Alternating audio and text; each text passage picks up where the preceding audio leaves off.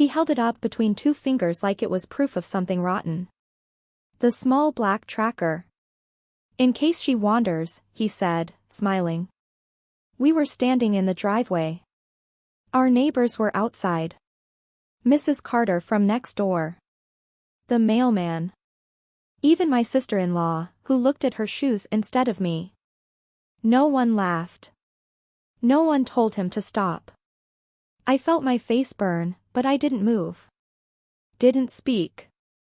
I just watched him explain how wives with assets needed supervision.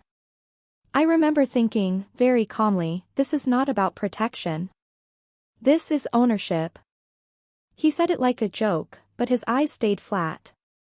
After he walked back inside, the driveway held that polite silence people use when they don't want to be involved. Mrs. Carter stared at her porch steps. The mailman slid our letters into the box and looked anywhere but at me. My sister-in-law shrugged like I should make it easier for everyone, then followed him. I stood there longer than I needed to. Not because I was stunned.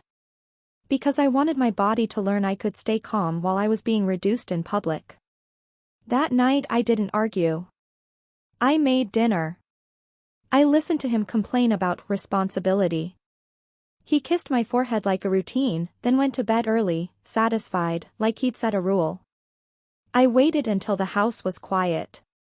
We had an arrangement that wasn't written down. I handled the invisible work. He handled the visible work. The tracker fit his story. The silence from the others fit mine.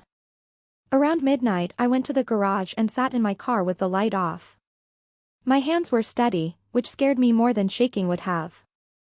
I checked under the dash and in the glove box. Nothing. Then I remembered last week, when he insisted on taking my car to get it detailed. He hates errands. So I got down on the concrete and looked under the rear bumper with my phone flashlight. It was there, tucked tight near the frame. A small black square. Fresh adhesive. A new zip tie. No dust. I didn't rip it off. I didn't smash it. I didn't even take a photo. I just held it in my palm and breathed until the nausea thinned into something colder. The next morning he left for a meeting downtown. He told me he loved me without looking up from his phone.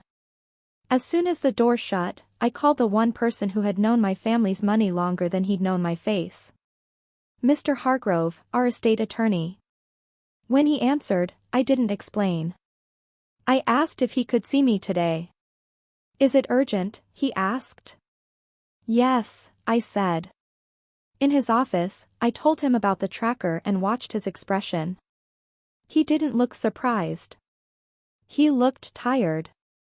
Then he asked, carefully, have you authorized any changes to your trust in the last 6 months? No, I said. He slid a file across the desk. My name was on the tab. He opened it and turned a page toward me. A request for information. A trust summary. A note about verifying beneficiary details. It had come from a financial advisory office I didn't recognize. It was addressed to me. But the phone number listed for client contact was his. My stomach stayed calm while my skin went cold. Mr. Hargrove explained that someone had been calling around with enough personal information to sound legitimate. They knew a trust existed. They knew the approximate value. They were trying to map the structure and find the easiest door. And you're telling me this now? I asked. He met my eyes. Your husband handled most communications. When my assistant called, he said you were traveling. I wasn't traveling. I was at home. That was the authority betrayal, and it wasn't loud. It was convenient. A professional office used to speaking to the louder spouse had kept doing it, because it saved time. Did you ever call my number? I asked. His jaw tightened. Not until yesterday. And I should have done it sooner. He should have. But he didn't. Because my husband walked into rooms like he belonged there, and people confuse confidence with permission. I drove home and replayed the last year like film. Not the romantic scenes. The small ones. The dinner where he cut me off when I mentioned the trust and laughed, she gets nervous talking numbers. The envelope he asked me to sign for the bank, then took back before I could read the second page. The way his mother said, "It's good you married him. You'd be lost without a man to manage things," and he smiled. I had laughed then. The tight social laugh you use to keep a room comfortable. I stopped laughing in the car that day. By the time I got home, I understood the tracker wasn't a cruel joke. It was part of a system. I opened our shared accounts and checked the login history. There were entries I didn't recognize. Late night access. A device label that wasn't mine. I checked our cloud storage. The folder names looked harmless, but the activity didn't. Documents opened after midnight. A PDF titled, "Trust Overview," viewed again and again. A scan of my passport downloaded. All of it done while he slept beside me, sometimes resting his hand on my hip like a claim. I sat very still and listened to the refrigerator hum. And the pattern came into focus. I wasn't his partner. I was the asset he had married into. The account he planned to reach. I didn't cry. I didn't call anyone to vent. I opened a notebook and started writing dates.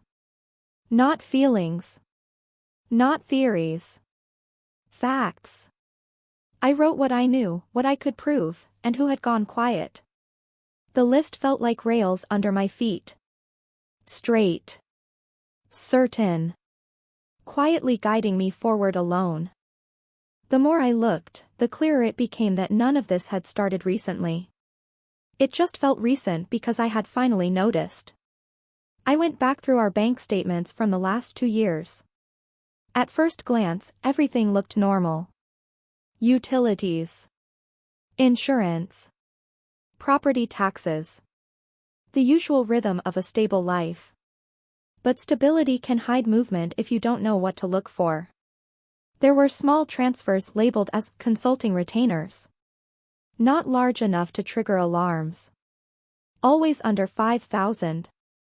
Spread out. Every few months. The receiving account wasn't in his name.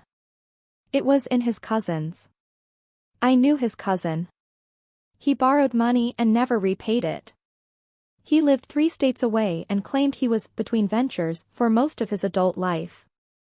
I cross-checked the dates of those transfers with the nights my husband claimed he was working late. They lined up too neatly. Then there were the life insurance documents. I had signed an updated policy last year after he insisted it was standard financial planning. I remember sitting at the kitchen table while he walked me through the pages quickly, summarizing instead of letting me read. I trusted him. I didn't want to appear suspicious or ungrateful. Now I requested a copy directly from the insurer. The beneficiary designation had changed twice. The first change named him solely. That wasn't unusual. We were married. The second change, filed 4 months later, added a secondary beneficiary. His cousin. I read that page 3 times. My name was nowhere on the updated file. The policy value had also increased significantly. I remembered him saying, "If anything happens to you, I need to make sure I can maintain the property." The property. Not the marriage. Not the memory. The property. I leaned back in my chair and stared at the ceiling fan turning slowly above me. There had always been signs. The way he asked detailed questions about the trust structure but disguised them as casual curiosity. "Just trying to understand how it works," he'd say. The way he discouraged me from meeting Mr. Hargrove alone. "Legal talk stresses you out," he insisted. "Let me handle it." The way he'd suggested we consolidate certain accounts to simplify taxes, then subtly positioned himself as the primary contact. At the time, it had felt like partnership.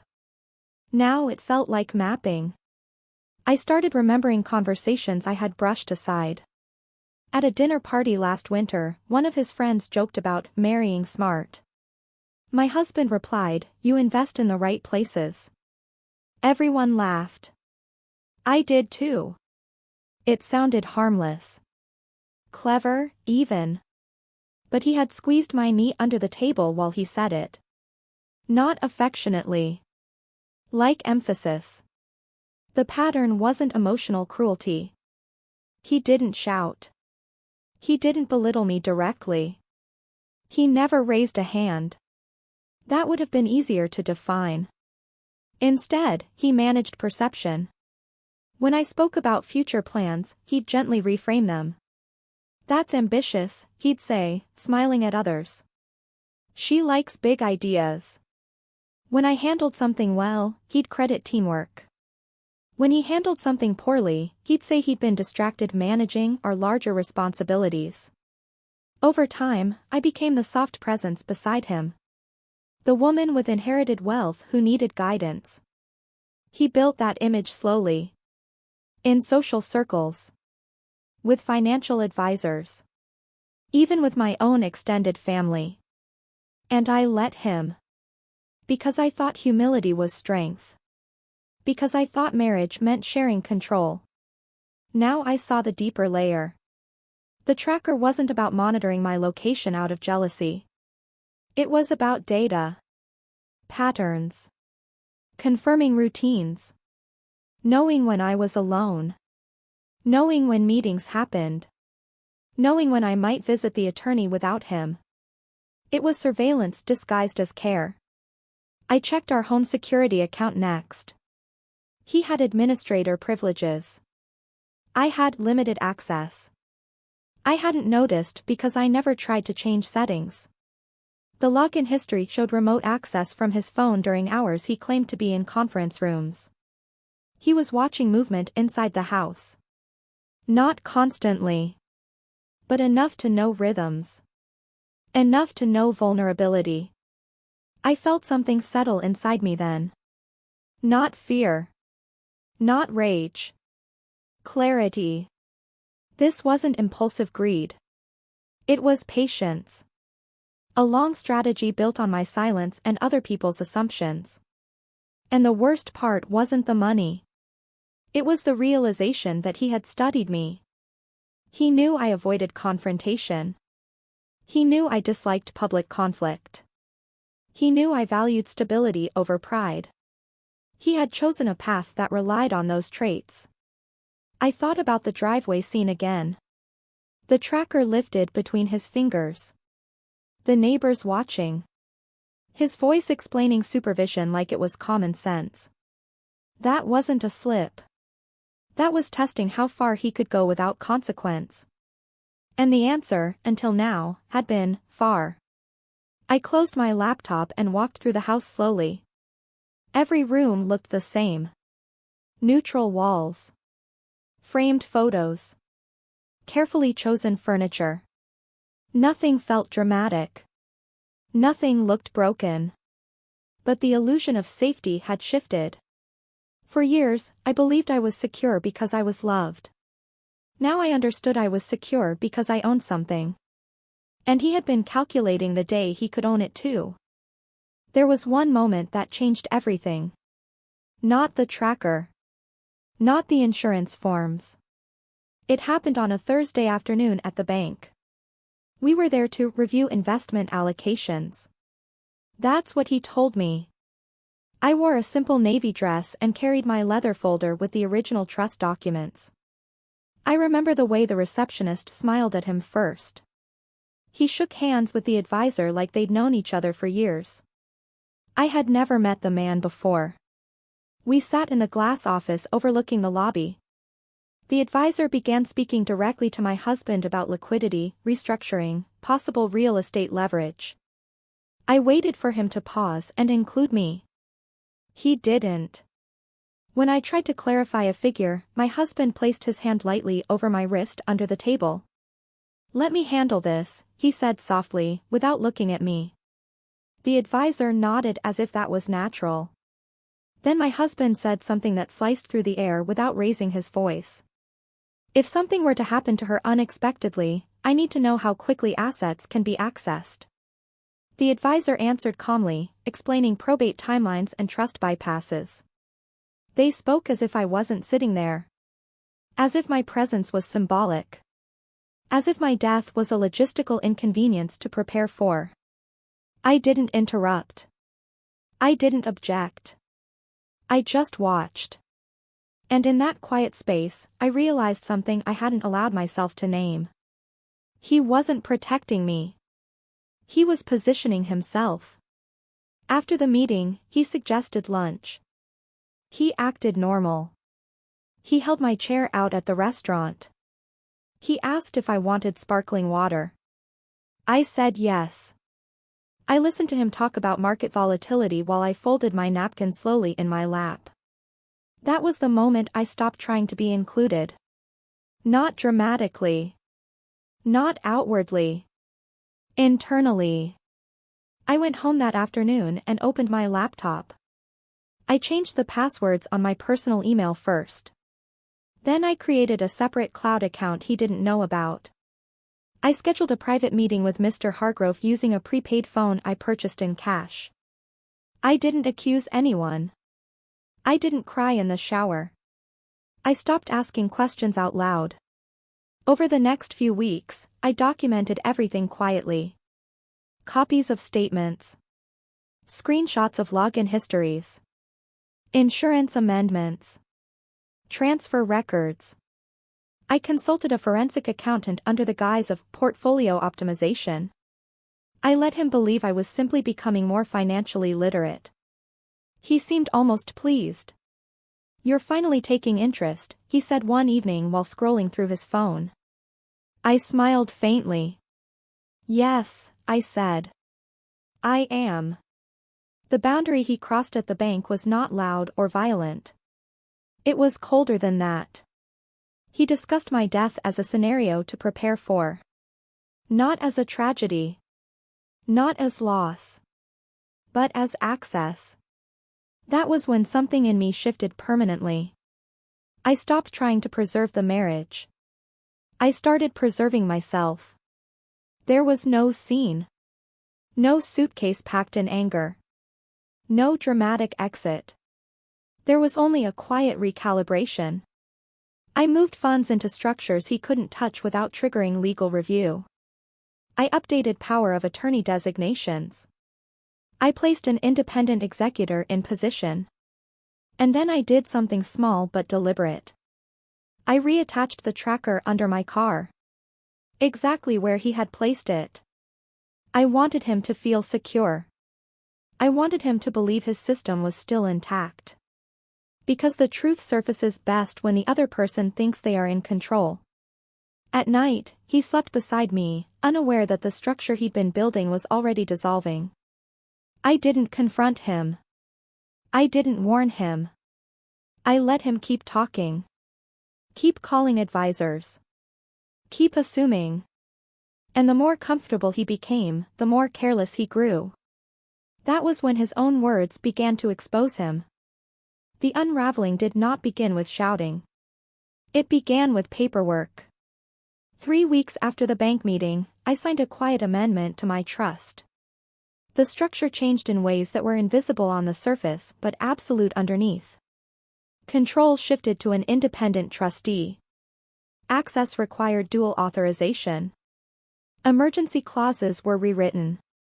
No announcement. No warning. Then I waited. He didn't notice at first. He continued his routine calls. Continued requesting summaries through the advisor who preferred speaking to him. Continued discussing future positioning over dinner like we were planning a vacation. The first crack appeared when he attempted to initiate a line of credit against one of the properties. The request triggered a verification call. To me. I let it go to voicemail. He came home that evening quieter than usual. He poured himself a drink and checked his phone repeatedly. The next day he called the advisor again. I know because the advisor called me directly afterward. "Your husband seems confused," he said carefully. Certain authorizations are no longer valid. I thanked him for informing me. By the end of that week, he tried accessing the trust portal from his laptop. The credentials failed. Twice. Then the account locked. He confronted me that night, but not aggressively. More puzzled than angry. Did something change with the estate? He asked. I folded laundry while he stood in the doorway. Yes, I said. What kind of change? Administrative. He waited for more. I gave him nothing. Silence unsettles people who rely on narrative control. Over the next few days, his tone shifted. He grew attentive. Asked if I was feeling all right. Suggested we take a short trip. He even joked about the tracker incident, calling it a misunderstanding blown out of proportion. I nodded when appropriate. Meanwhile, the forensic accountant finalized his report. The small transfers to the cousin. The insurance alterations. The attempted asset inquiries. Everything was documented. I didn't send it to the police. I didn't need to. I sent a copy to his cousin instead. With a brief note, you may want to consult independent counsel. Within 48 hours, his cousin withdrew from every shared financial arrangement.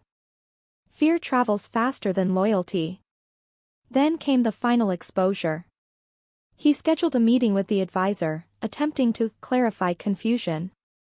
The advisor, now aware of the amended trust, insisted I attend. In that glass office, the same one overlooking the lobby, he spoke confidently at first. He referenced access he assumed he still had. He described restructuring ideas as if nothing had shifted. The advisor interrupted gently. I'm sorry, he said, turning to me. As sole controlling party, would you like to respond? My husband looked at me then. Really looked at me. For the first time in months, he understood he did not have the room. I kept my voice steady. There will be no restructuring, I said. No loans. No adjustments. The estate is secured. He tried to laugh it off. Secured from what? He asked. I didn't answer. Because he already knew. The meeting ended quickly. The advisor avoided eye contact with him on the way out. In the parking lot, he asked if I didn't trust him. I met his gaze calmly. This isn't about trust, I said. It's about clarity. He didn't shout. He didn't accuse. He just went quiet. 2 months later, he moved out under the explanation of needing space. Socially, he framed it as my sudden independence. Privately, advisors began distancing themselves from him. Word spreads discreetly in financial circles. His cousin stopped returning his calls. The life insurance policy reverted after legal review. There were no dramatic headlines. No courtroom scenes. Just gradual isolation. I remained in the house. I kept my routines. I met with professionals alone.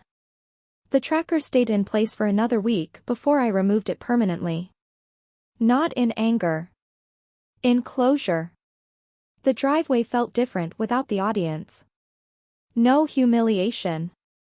No performance. Just quiet air and open space.